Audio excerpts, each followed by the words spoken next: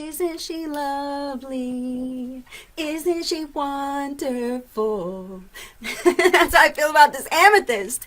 Isn't she beautiful and wonderful? I'm holding an amethyst in my hand. I'm going to place it to my heart chakra.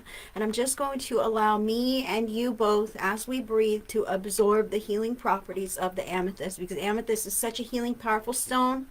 And spirit does all the big energetics behind the scenes. But if you agree and I agree and we do this together, it can help to move things in a positive direction for you, starting from right now in this moment. All right, so breathe with me for just a minute. Take deep, intentional breaths. And anyone who wants to accept a bit of healing from this powerful healing amethyst, but also from your spirit team members, your higher self, who is truly the one facilitating this on your end where you sit, no matter where you are in the world. Just in your mind and your heart or out loud, say yes.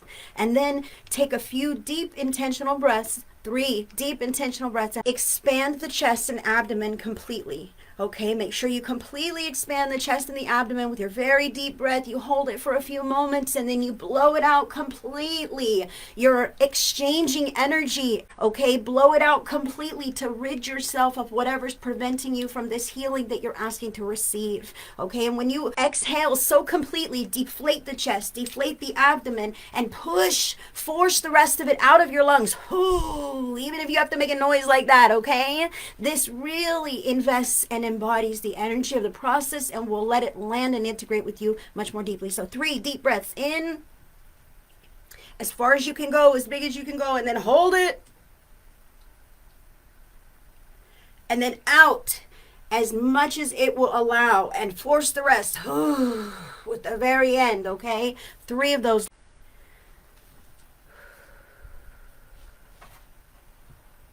Spirit wants me to tell you that it's always darkest before the dawn.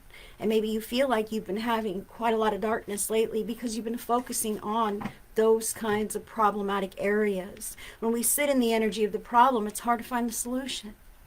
And the solution may be so wildly different than anything that you could possibly imagine as you sit in this energy, that you just haven't came across it yet. You haven't realized it just yet. So I feel a shift is there for you, but it starts with you deciding to shift on purpose, deciding to take a different route to work, or to leave the house entirely, to go outside for a different reason, just to enjoy nature, just to feel the sun's rays on your skin, or to smell the flowers, just to walk around and move your limbs, and to shake some of the energetic dust off your systems, okay? Just to do different things on purpose that just shake up the monotonous patterns that you have going on within reason to your own physical vessel. Now, darling, as you're accepting this healing and this displacement, my right knee started hurting very greatly, and that might be yours or someone else who's tuning in with it. Also, and my back is a little bit painful as well. So what I'm encouraged to tell you is that when we want to move in new directions, sometimes we encounter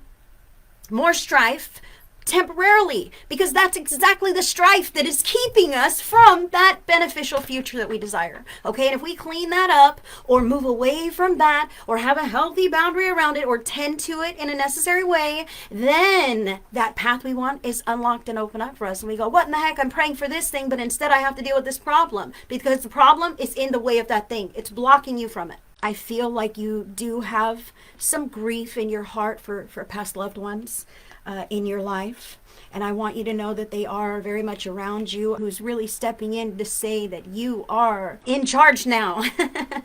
You are in charge now. And you have all the time in the world to keep doing all the things you want to do. Don't mourn for us and grieve for us as if we've missed out on something. We're finished. We're already at the end of the finish line, and we're waiting for you to finish and complete all the various missions that you've set out for yourself, and to make peace with the fact that we may not be along in body to accompany you with this part of the journey. However, we all support you in the spiritual sense with our spiritual energy, and it is more strong than even that 1 or 2 physical companion that you would yearn for to be here in physical. Collectively, the family that you have in spirit, the love bond is so strong that it gives you massive amounts of support here now today. That means you may have been having issues with your power, your electricity, electronics, this kind of thing. Sometimes when they bring so much love to the table, our 3D human lives kind of start to go a little bit wonky. Okay, so pay attention to this when you're like, what's going on with that darn light? Or what's going on with that darn TV? Or what's going on with my darn car? Or whatever this could be. Even little happenings like clocks and watches and things that just fall to the floor for no reason at all, like in front of you. Like, I feel how there's a happening there, and it may not be exactly deciphered because you're focused on other things. And it's common to be focused on the loss or the struggle or the grief or the problems that we have going on, or the pain that we're in with our bodies, or the health conditions that we have. Like, there's a lot of various things that can really pull us away from recognizing the magical, mystical way that our loved ones in the spirit world try to come through and show us signs of their love and support. Your spirit team, your higher self, and your loved ones in the spirit world support you so greatly, but they're really all shouting the same message here, is that it's time for you to live for you. It's time for you to love yourself, and that means tending to your wounds and your needs and your wants and your desires, right? All of these things. Finding your passions, reigniting this within yourself, even within the circumstances that you're dealing with. You don't have to lose a part of your funnest best self just because life gets hard and maybe you're dealing with some shitty circumstances. You get to say, okay, circumstances might be shitty. I'm not going to keep chasing this elusive happiness that's only out there in the future. Once this shit's resolved, I'm going to be happy right fucking now. I'm going to be happy right now. Why? Because I can pull out my knitting. Because I can go on a jog. Because I get to go to my Wednesday theater nights, or whatever it is that you plug into your life that makes your life meaningful. That makes your time well worth being spent that way. It's up to you, because you're the one who knows your inclinations and aptitudes. This is an individual path and journey, and sometimes we walk it alone. We never truly walk it alone, because that's where spirit is walking beside us, and a lot of times that's where we recognize the deep connection that we have with the divine. Dang, girl, this amethyst is popping.